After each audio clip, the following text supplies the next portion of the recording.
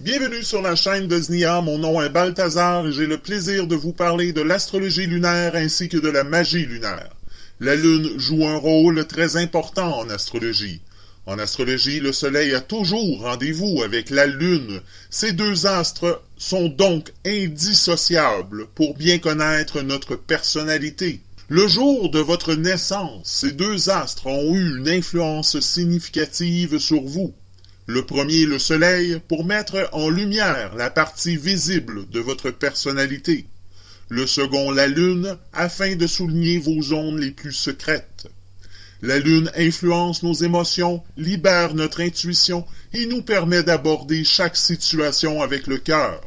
Elle ouvre la porte sur nos désirs en découvrant la position de la Lune au moment de votre naissance. Vous trouverez la clé qui vous aidera à mieux comprendre vos émotions.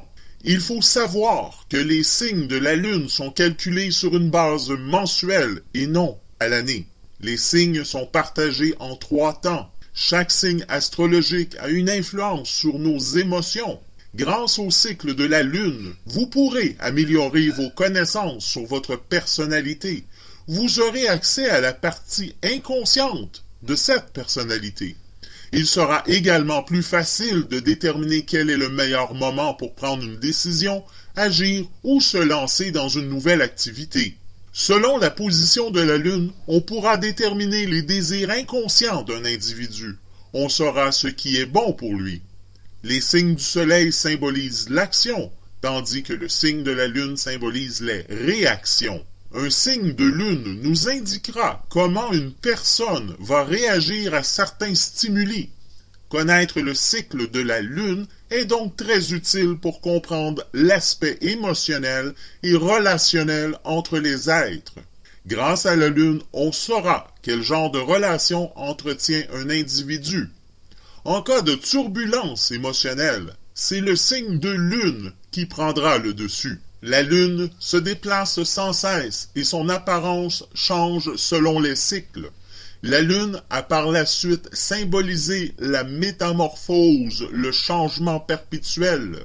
La Lune, associée au principe féminin, met en lumière l'énergie féminine et la façon dont elle s'exprimera. En fonction de la position de la Lune, on aura une idée sur la façon dont la mère s'occupera de son enfant, ou sur la façon dont une personne se comportera dans la vie, envers les autres, mais aussi envers elle-même. La position de la Lune influe énormément sur le comportement d'un enfant. En effet, les adultes, eux, plus rationnels, ont tendance à laisser s'exprimer leur signe de Soleil, tandis que les enfants se laissent emporter par leur signe de Lune. C'est lui qui prime sur le signe du Soleil. Donc, en plus d'être associé à la femme, le signe de Lune est également associé à l'enfance. La Lune évoque également le passé, la nostalgie, les souvenirs. La Lune permet de mieux comprendre les raisons inconscientes qui ont poussé un individu à agir de telle ou telle autre manière. Grâce à la Lune, la personnalité d'un individu peut être mise en lumière. La Lune représente les sentiments inconscients, ses motivations cachées. Si les besoins du signe de Lune sont trop nombreux, alors cela pourra provoquer des anxiétés ou des blocages chez la personne. La Lune joue un rôle essentiel dans les relations amoureuses. Elle influence les réactions émotionnelles des amants. La Lune est complémentaire à votre Soleil, car elle symbolise en effet le besoin émotionnel profond que l'on doit absolument combler pour être en paix avec soi-même. Dans la hiérarchie des besoins profonds, la Lune porte en elle un message qu'il faut absolument comprendre au moment de faire des choix importants dans la vie, carrière, amour, etc.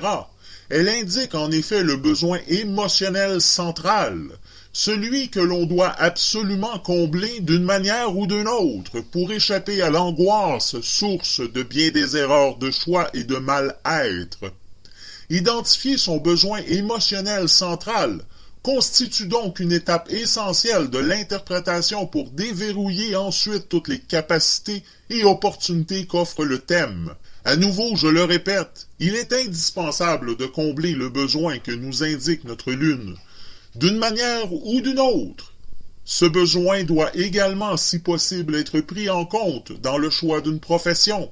Étant donné le temps que l'on passe au travail, notre lune devrait idéalement pouvoir s'y exprimer un minimum. Impossible, par exemple, pour une lune en cancer de travailler concrètement dans un environnement hostile ou stressant. Difficile pour une lune en gémeaux de s'épanouir dans une activité trop routinière. Enfin, l'interprétation de la lune doit toujours se faire en association avec votre soleil, car si la lune exprime notre besoin profond, le soleil nous indique comment nous allons l'exprimer dans la vie. En clair, le soleil, c'est ce que l'on voit, c'est la voiture. Mais ce qui fait avancer sous le capot le moteur, c'est la lune. Si vous ne connaissez pas la position de votre lune au moment de votre naissance, laissez-moi un commentaire en bas de cette vidéo en précisant votre date complète de naissance, l'heure et votre pays. Regardons maintenant l'influence de la lune en général pour cette semaine. Mardi le 27 octobre 2015, ce sera la pleine lune.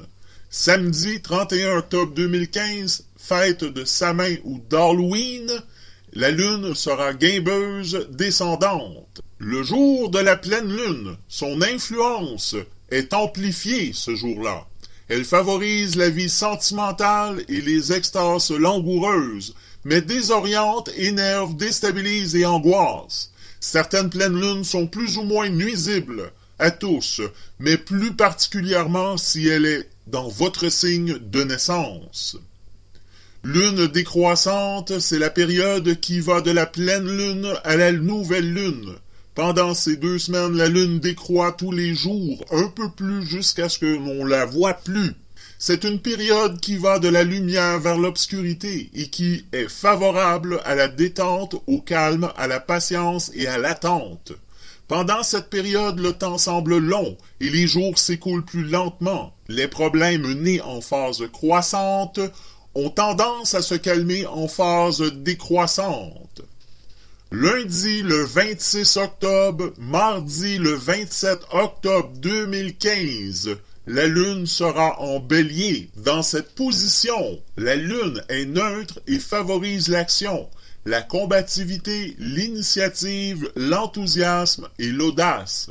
C'est un bon jour pour agir, foncer et aller de l'avant. Une lune en bélier est très positive un mardi. Les autres signes qui bénéficient des influences de la lune en bélier sont les lions, sagittaire, capricorne et scorpion. Pour lundi, vous ne tiendrez pas en place et aurez envie de savourer les plaisirs de la vie.